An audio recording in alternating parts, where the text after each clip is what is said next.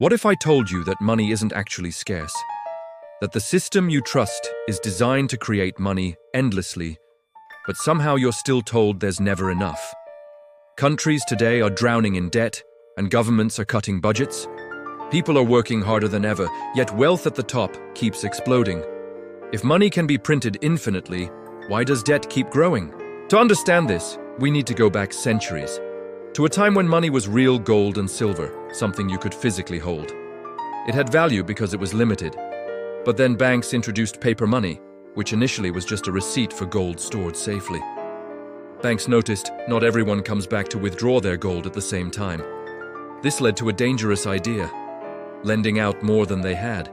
This gave birth to fractional reserve banking, a system where banks keep only a small portion of deposits and lend out the rest.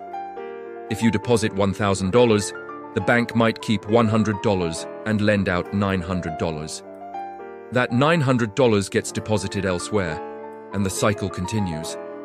Suddenly, $1,000 turns into $10,000. But here's the twist. All of this newly created money is actually debt. Every dollar has interest attached to it, meaning more money is always owed than actually exists in circulation.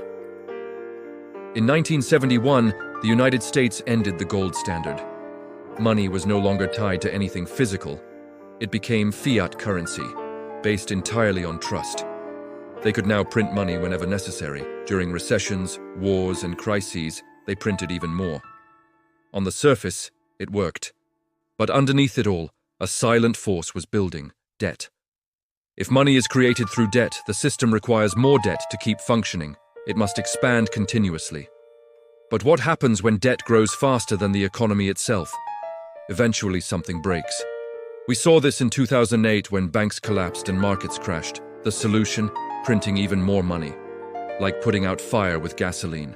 Global debt has reached hundreds of trillions of dollars.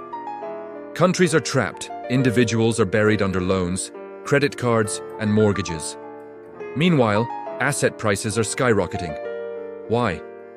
Because newly created money doesn't flow evenly. It flows upward, benefiting those closest to the system. Inflation erodes the purchasing power of everyday people. Salaries increase slowly, but prices rise rapidly, widening the gap. To survive, the system must create more debt, moving closer to instability. It is a cycle that cannot easily be broken. History shows a repeating cycle. Crisis leads to money printing, which leads to asset inflation, wealth concentration, and eventually more instability. So what does this mean for you? First, money is not just a store of value. It's a system that controls how wealth flows. Second, debt is the foundation of the system. Third, wealth flows toward those closest to money creation, not necessarily those who work hardest. The real question is, who benefits when money is created, and who ultimately pays the price?